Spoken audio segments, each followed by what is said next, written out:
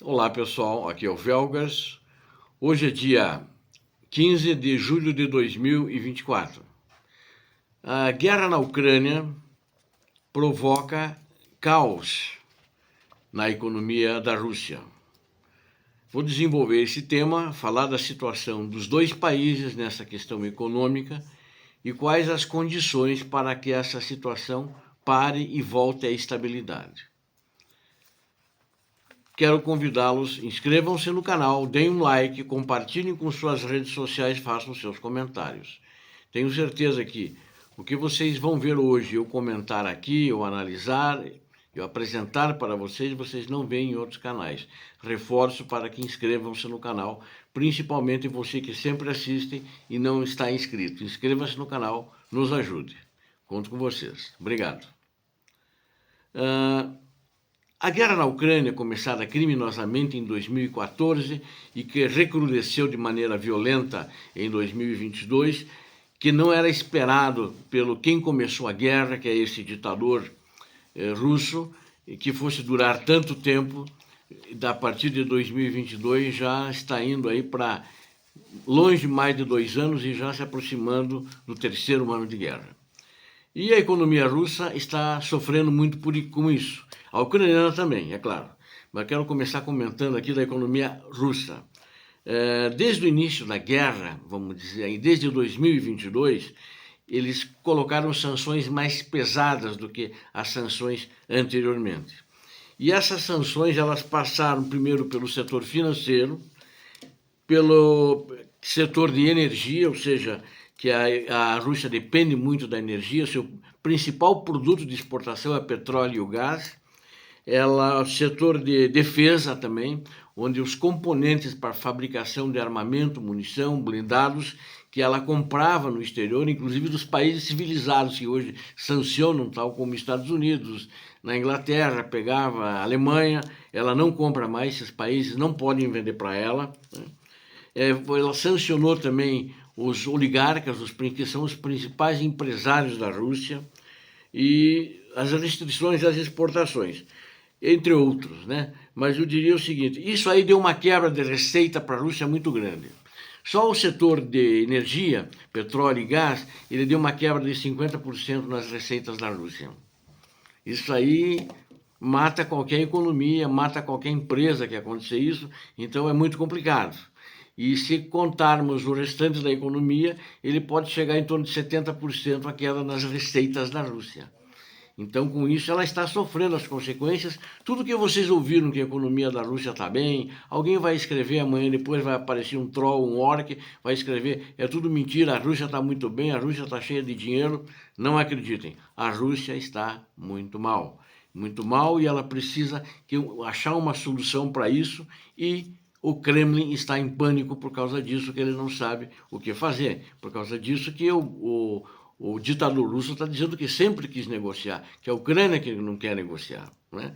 Mas ele tem condições inaceitáveis, né? Que vamos discutir isso depois.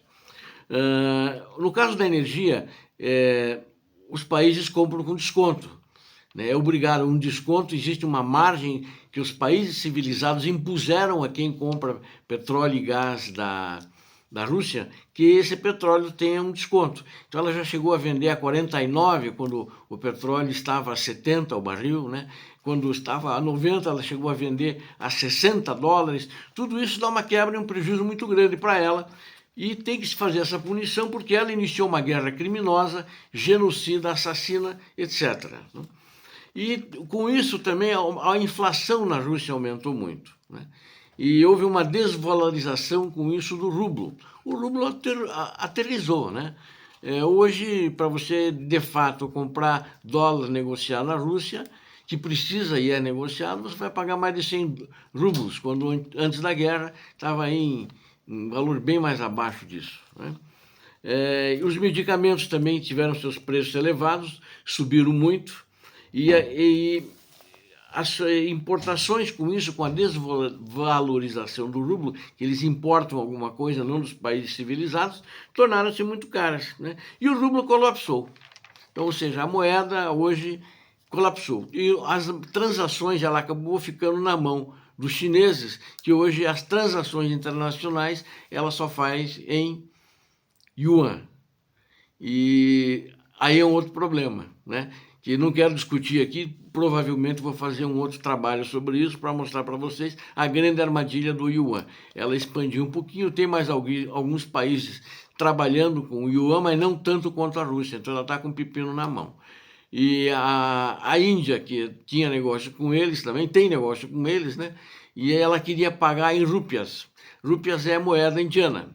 Só que a Rússia tem pouco, ela compra pouca coisa da Índia, então ela está com as rúpias e não sabe o que fazer, não tem como trocar. Então a economia dela está com um problema por decisões burras de uma decisão de começar uma guerra. Bom, e a Ucrânia? A Ucrânia não está bem também. A Ucrânia tem problemas econômicos, mas a Ucrânia tem uma certa, não digo sustentabilidade, mas ela tem um apoio do exterior. A parte do que o exterior, os países civilizados, a OTAN, Japão, Canadá, Estados Unidos da América, fornecem equipamento militar para ela fazer a resistência da Rússia, eles, a parte disso, fornecem ajuda financeira para que a economia funcione. Eles dão financiamentos para as empresas, eles dão, então os bancos operam normalmente com o exterior, não tem restrições, nenhum banco russo opera no exterior. Nenhum banco russo pode usar o SWIFT, né? Então, e a Ucrânia não, ela pode, e também para funcionar a máquina, os estados têm feito aportes também para que a máquina do Estado ucraniano funcione. Por exemplo, vou dar um exemplo só. O Japão, no início do semestre passado, né, no início do ano, ele forneceu à Ucrânia 15 bilhões de dólares a título, fundo perdido, a título para a economia da Ucrânia funcionar. Senão não tinha dinheiro nem para pagar funcionário. Mas a Rússia já está chegando nesse ponto, né? De pagar tropas, de pagar funcionário, e a máquina de guerra dela vai ter problemas logo, logo por causa da economia. A Rússia está isolada do mundo, que é um problema, porque a Rússia isolada do mundo é ruim, porque ela precisa ter acesso aos mercados globais, ela precisa ter acesso aos mercados financeiros, até para financiar a sua economia, como era antes da guerra, que ela não esperava que chegasse nesse ponto e não poderia financiar projetos, né? Projetos já foram cancelados, projetos foram fechados. Ela tinha projetos em conjunto com os Estados Unidos, que o Putin chama de inimigo. O cara mais insano do mundo, mais burro, é esse Vladimir Putin, não tenho nenhuma dúvida disso, né? É uma série de projetos que traziam e trariam mais tecnologia para a Rússia foram desativados e não vão voltar, né? Ninguém vai querer passar tecnologia para um ditador, mesmo que ele faça um acordo de paz, mesmo que ele continue no governo dizendo que vai fazer paz, porque agora, na semana passada, um de seus lugares tenentes, né, que já foi presidente, foi primeiro-ministro, que é o Dmitry Medvedev, ele disse: assim que assinarmos um acordo de paz, no dia seguinte estaremos nos preparando para voltar à Ucrânia e tomar toda a Ucrânia. Então, é insano. Então você vê que eles não querem paz. Agora, para a economia russa voltar a funcionar, para a economia ucraniana também melhorar, já existem planos no Ocidente, já foram feitas reuniões, inclusive com empresários interessados a investir na Ucrânia no pós-guerra. Na Rússia não tem isso. Os investimentos não vão voltar tão rápido depois de um acordo de paz. Cessar-fogo não interessa para ninguém, esse cessar-fogo que a Rússia está propondo. A Rússia está propondo um cessar-fogo, né, que depende dela para acabar a guerra não é só ela se retirar da Ucrânia. Ela quer ficar com parte da Ucrânia, esses 18% do território que ela tomou. Ninguém vai concordar com isso e ninguém está concordando com isso. Senão ela vai fazer isso em outros países da Europa, que ela considera que são seus, da sua influência, porque eram no tempo do Império Soviético, da União das Repúblicas Socialistas Soviéticas. E ele precisa abrir mercados, ele precisa que entre dinheiro, acho que entraria dinheiro através de bancos, financiamentos, mas a Rússia não tem como enquanto continuar a guerra. Então a fórmula para acabar isso é acabar a guerra. A fórmula é a Rússia se retirar dos territórios ocupados da Ucrânia. A Ucrânia não quer nem 1 centímetro do território russo, mas também não quer deixar esse 18% de território para a Rússia, e o Ocidente já disse que não deve deixar, que vai se tornar um exemplo e vai incentivá-los a voltar a pegar mais, né? E mesmo que o Ocidente não vai financiar a Rússia de uma maneira tal que ela possa ficar forte militarmente e possa vir a atacar qualquer outro país da Europa e, quem sabe, a Ucrânia novamente também.